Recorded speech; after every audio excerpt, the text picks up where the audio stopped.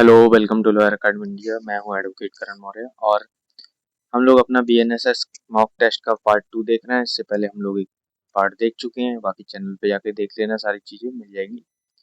और अगर आप लोग आईबीपीएस एसओ या फिर जुडिशरी या एआईबी की तैयारी कर रहे हो तो उसके लिए इम्पोर्टेंट लेक्चर है। बाकी नोट्स वगैरह की डिटेल चाहिए हो तो डिस्क्रिप्शन में सारी चीज़ें दे रखी है, चेक कर लेना जाके। ओके, तो चलो पहला क्वेश्चन क्या है हमारा। Under section 23 The maximum fine a judicial magistrate of the first class may impose is। BNSS धारा 23 के अंतर्गत अनुसार प्रथम श्रेणी में न्यायिक मजिस्ट्रेट अधिकतम कितना जुर्माना लगा सकता है। इम्पोर्टेंट क्वेश्चन है, एग्जाम्स में आ जाता है, जुर्माना वगैरह पूछ लेते हैं तो इसको याद रखिएगा। ठीक है, नहीं पता है तो फिर भी एक बार रिवाइज कर लीजिएगा। 10,000 रुपये लगा सकते हैं, 25,000, 50,000 या फिर 1 लाख। ओके, 5 सेकंड में आंसर दीजिए इसका। ओके, तो चलो देखते हैं इसका answer.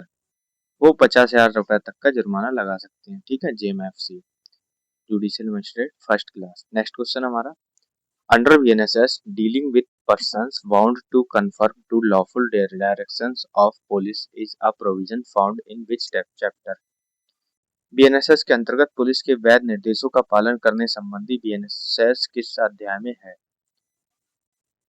Chapter 5 arrest of persons, या फिर chapter 11 maintain of public order and tranquillity, या फिर चैप्टर 35 बेल एंड बॉन्ड्स, या फिर चैप्टर 1 प्रिलिमिनरी। सिंपल सा क्वेश्चन है, सबको पता है कि maintenance of public order tranquillity की बात हो रही, तो ये यहीं पर होगा। ओके, तो इसको तो ज्यादा टाइम बर्बाद नहीं करेंगे। नेक्स्ट क्वेश्चन देखेंगे हम लोग। Under section 50 BNSS, a police officer has the power to seize from an arrested person. BNSS धारा 50 के अंतर्गत पुलिस अधिकारी गिरफ्तार व्यक्ति से क्या जब्त कर सकता है। Offensive weapons found in their possession, या फिर ओनली देयर मोबाइल फोन, या ओनली कैश अबव 10,000, या फिर नथिंग एट ऑल। आंसर दीजिए 5 सेकंड्स में आप लोग इसका। ओके, तो आई होप सबको पता होगा इसका आंसर। हम भी देख लेते हैं क्या है इसका आंसर। तो इसका आंसर हमारा offensive weapons found in their possession. और अपने आंसर से याद रखना आपने कितने आंसर सही दिए हैं 25 में से, क्योंकि हमें लास्ट में ये भी बताना है। आप लोग बताएंगे कमेंट में कि आपके कितने सही हुए हैं। ओके, नेक्स्ट क्वेश्चन देखेंगे हम लोग। In Menaka Gandhi versus Union of India, the Supreme Court held that any procedure depriving a person of liberty under Article 25-21 must be fair, just, and reasonable. Thus, this spirit reflected in the BNSS requirement that a plea bargaining meeting must be। Maneka Gandhi बनाम भारत संघ मामले में supreme court ने कहा, अनुच्छेद 21 के तहत किसी को स्वतंत्रता से वंचित करने वाली प्रक्रिया निष्पक्ष, न्यायसंगत और युक्तियुक्त होनी चाहिए। और ये जो है प्ली बार्गेनिंग में पता होनी चाहिए। ओके, तो इसका आंसर बताइए। इसी तो लाइन ही पूरी कट गई है। Secret the and close to the accused, या फिर decided solely by the police, या फिर open only to the media. चलो इसका आंसर देखते हैं, क्योंकि इसमें कंफ्यूजन हो थोड़ा। तो voluntary for all participants free from any कोर्सन। Okay, और ये जो है एक्सप्लेनेशन ये पढ़ लेना, क्योंकि इसमें मेरे को भी कंफ्यूजन है। तो हम नेक्स्ट क्वेश्चन पे बढ़ेंगे। पूजा approaches the court seeking maintenance under BNSS. Maintenance can be claimed on behalf of। पूजा भरण पोषण की मांग करते हुए न्यायालय जाती है और बीएनएसएस के अंतर्गत भरण पोषण किसकी ओर से मांगा जा सकता है। तो wife, children and parents unable to maintain themself, या फिर ओनली माइनर सन्स, या ओनली मैरिड डॉटर्स, या फिर ओनली एल्डरली पेरेंट्स। आंसर दीजिए 5 सेकंड्स में इसका। और अगर आपने सेक्शन 144 ऑफ बीएनएसएस पढ़ा होगा तो आपको पता होगा इसका आंसर क्या है। ओके, तो देखते हैं इसका आंसर। ये है वाइफ, चिल्ड्रन एंड पेरेंट्स, ऐसे लोग जो कि खुद को मेंटेन नहीं कर सकते। नेक्स्ट क्वेश्चन हमारा, a sessions court has sentenced Vikram to death in a case. Under BNSS chapter 34 on execution of sentences is broadly divided into parts dealing with death sentences, imprisonment and।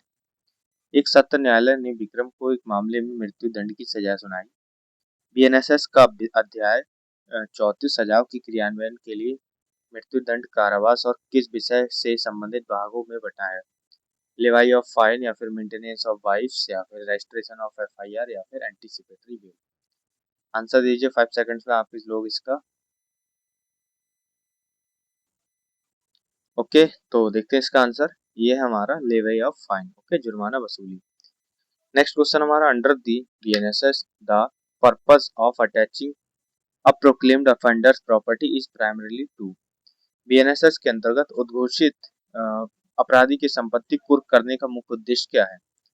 Pressure the person to appear before the court या फिर permanently confiscate it regardless of outcome या फिर transfer it to the victim immediately या फिर sell it for the government revenue only. Answer दीजिए 5 seconds में आप लोग इसका।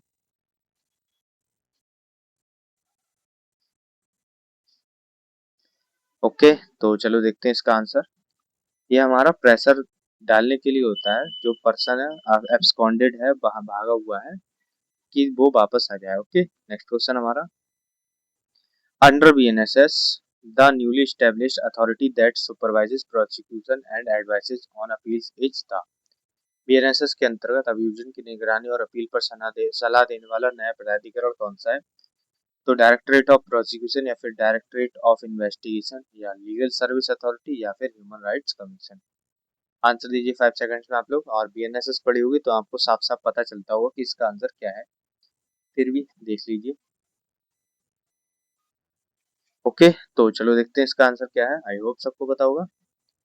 ये है हमारा डायरेक्टरेट ऑफ प्रोसिक्यूशन। अगर नहीं पता था तो कोई बात नहीं है, हम लोग सीखने को ही बैठे यहाँ पर और सीख कर ही जाएंगे। ओके, तो नेक्स्ट क्वेश्चन देखेंगे। Under section 184 the medical report of a victim a rape victim must be forwarded to the investigating officer within। BNSS धारा 184 के अंतर्गत बलात्कार पीड़िता की मेडिकल रिपोर्ट विवेचना अधिकारी को कितने समय के भीतर भेजी जानी चाहिए? 7 दिन, 15 दिन, 30 दिन या फिर 60 दिन। तो बताइए क्या आंसर है इसका 5 सेकंड्स में आप लोग। ओके, तो बताइए क्या है। चलो देखते हैं इसका आंसर क्या है।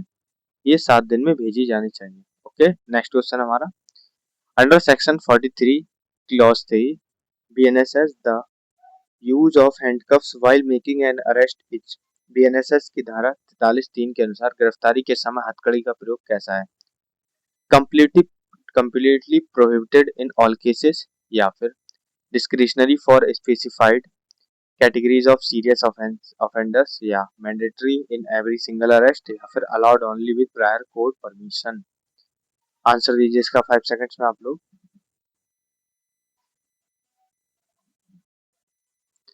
ओके, तो चलो देखते हैं इसका आंसर। ये हमारा डिस्क्रिशनरी होता है for the specified categories of serious offenders. और ये बात आप मुझे बताइए कि कौन से केसेस में हैंडकफ्स लगाए जा सकते हैं। ठीक है, ये कमेंट में आप लोग मेरे को बताइए।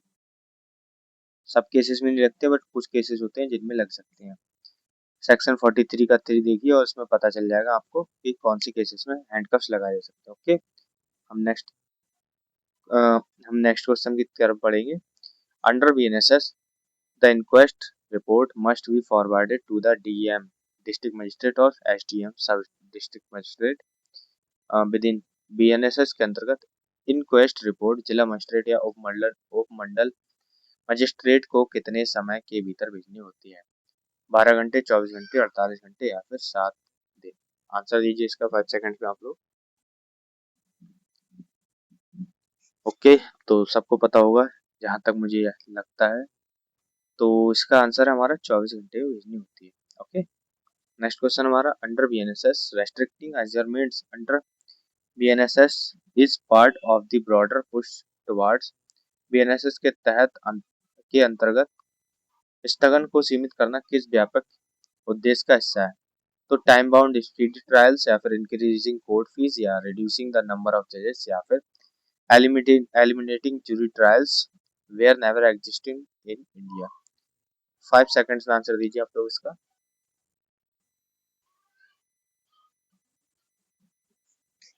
ओके, तो चलो देखते हैं इसका आंसर।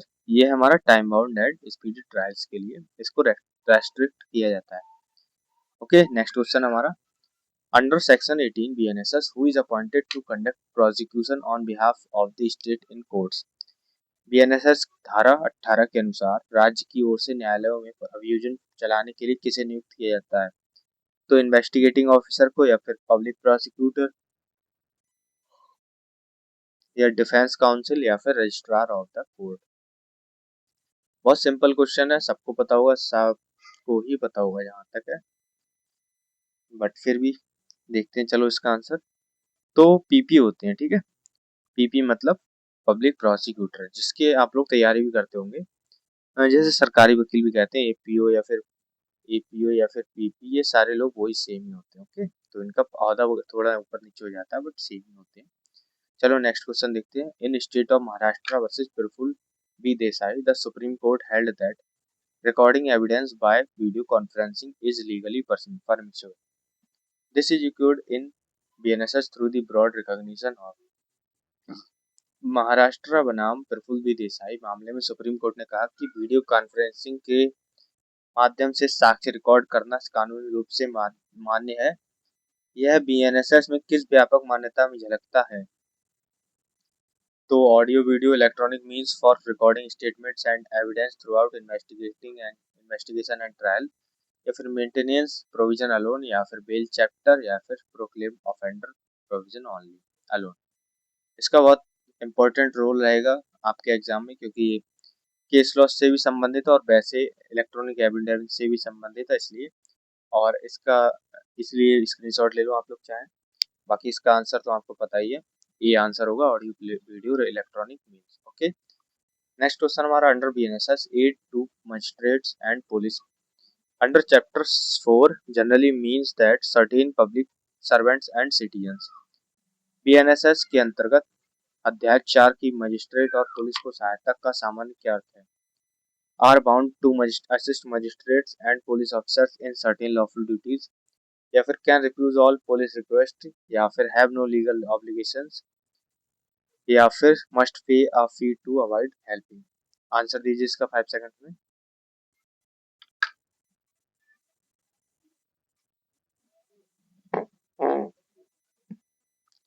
ओके, तो चलो देखते हैं इसका आंसर। ये हमारा असिस्ट करने को बाउंड होते हैं मजिस्ट्रेट और पुलिस ऑफिसर के लिए, ठीक है। जैसे कोई पब्लिक है, पब्लिक में मजिस्ट्रेट या फिर पुलिस ऑफिसर किसी की हेल्प मांगता है, तो आप बाउंड है उनकी मदद करने के लिए। ओके, नेक्स्ट क्वेश्चन हमारा। In a case involving Amit, the following situation arises under BNSS, commutation of a sentence refers to. Amit से जुड़े एक मामले में यह स्थिति उत्पन्न होती है, बीएनएसएस के अंतर्गत सजा का लघुकरण किसे कहते हैं? तो substituting a lesser form of punishment for a more severe one, या फिर डबलिंग द ऑफिशियल पनिशमेंट, या एडिंग न्यू क्रिमिनल चार्जेस, या फिर cancelling the trial entirely. Answer दीजिए इसका 5 सेकंड्स में आप लोग। ओके, तो चलो आंसर देखते हैं इसका। यह है हमारा सबसिस्टिंग एक lesser form of punishment for a more severe one. Okay, next question हमारा। Under BNSS the maximum period of detention under before mandatory will where the offense is punishable with death, life imprisonment or imprisonment of 10 years or more is। BNSS के अंतर्गत मृत्युदंड, आजीवन कारावास या 10 वर्ष या उससे अधिक की सजा वाले अपराधों में अनिवार्य जमानत से पहले अधिकतम हिरासत अवधि क्या है? इंपॉर्टेंट क्वेश्चन है, याद रखना। ओके, तो क्या है अवधि? 60 दिन, 90 दिन, 120 दिन, या फिर 180 डेज। 5 सेकंड्स में इसका आंसर निकालिए आप लोग। ओके, तो चलो देखते हैं इसका आंसर। ये होगा हमारा 90 दिन के लिए कस्टडी ले सकते हैं, ठीक है। नेक्स्ट क्वेश्चन हमारा, सॉरी, हाँ, डिटेंशन 90 दिन का होता है, ठीक है। नेक्स्ट क्वेश्चन हमारा। Section 459 and 460 BNSS deal respectively with the direction of a warrant for execution and. BNSS की धारा 459 और 460 क्रमशः क्रियान्वयन हेतु वारंट के निर्देशन और किस विषय से संबंधित है? तो with whom the warrant is to be lodged, या फिर रजिस्ट्रेशन ऑफ मैरिज, या फिर एंटीसिपेटरी बेल प्रोसीजर, या फिर एफआईआर रजिस्ट्रेशन। आंसर दीजिए इसका 5 सेकंड्स में आप लोग। ओके, तो चलो इसका आंसर देखते हैं। ये हमारा with whom the warrant is to be lost। Next question है under BNSS disposal of property provisions typically applied to property that is. BNSS के अंतर्गत संपत्ति निपटान प्रावधान सामान्यतः किस संपत्ति पर लागू होते हैं? तो the subject matter of an offence और produced before the court proceeding during proceeding, या फिर only property owned by the government, या ओनली एग्रीकल्चरल लैंड, या फिर only property outside India. 5 seconds में आंसर दीजिए आप लोग इसका।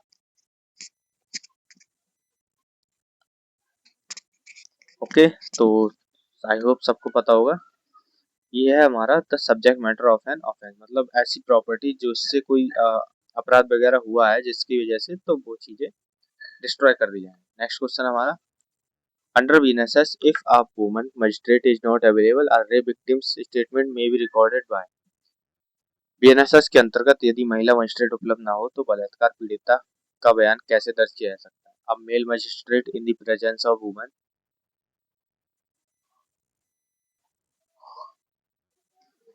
It can not be recorded at all, या फिर only by the accused lawyer, या फिर ओनली आफ्टर 1 ईयर। इसका आंसर आप लोग मेरे को कमेंट में देंगे।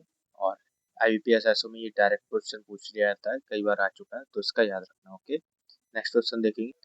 ओके, तो नेक्स्ट क्वेश्चन हमारा under BNSS video conferencing based evidence recording under section 308 is treated as being taken. BNSS के अंतर्गत धारा 308 के तहत वीडियो कॉन्फ्रेंसिंग आधारित साक्ष्य रिकॉर्डिंग को कैसा माना जाता है? तो in the presence of the accused satisfying and the legal requirement, या फिर एज वैलिड एंड एडमिसिबल, या फिर only as a draft never final, या as applicable only to civil cases. 5 seconds आपके पास आंसर देने के इसके।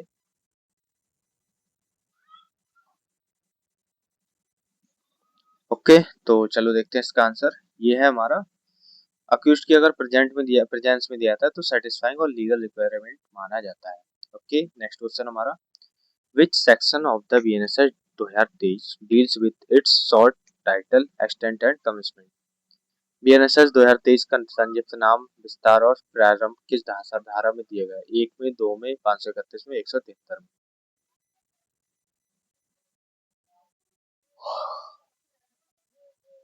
आई होप सबको पता होगा इसका आंसर, तो सेक्शन 1 में दिया गया है। ओके, नेक्स्ट क्वेश्चन हमारा in case involving Rahul the following situation arises under BNSS the maximum term of imprisonment a chief judicial magistrate में इम्पोज इज।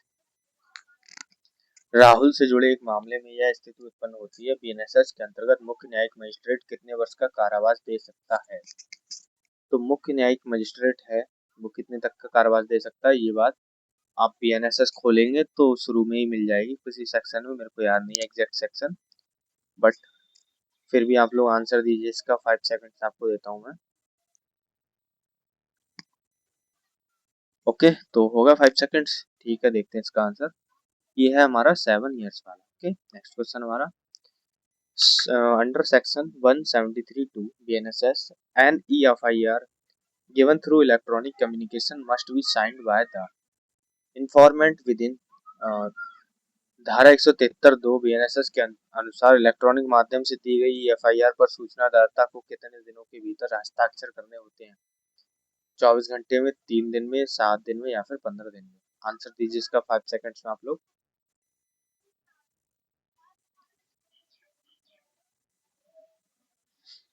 ओके, तो देखते हैं इसका आंसर क्या है। ये है हमारा 3 डेज। अब नेक्स्ट क्वेश्चन देखते हैं हमारा, ये लास्ट क्वेश्चन हमारा, इसके बाद हमारी सीरीज, ये हमारा जो है लेक्चर खत्म हो जाएगा। सीरीज तो अभी बहुत चलेगी, 10 टेस्ट है हमारे पास। Amit's property becomes relevant to an ongoing criminal case. The chapter of BNSS deals with disposal of property is। Amit की संपत्ति एक चल रहे आपराधिक मामले में प्रासंगिक हो जाती है। बीएनएसएस का संपत्ति का निपटान से संबंधित अध्याय कौन सा है? चैप्टर 36, चैप्टर 10, या फिर चैप्टर 5, या फिर चैप्टर 1। आंसर दीजिए इसका 5 सेकंड्स में आप लोग।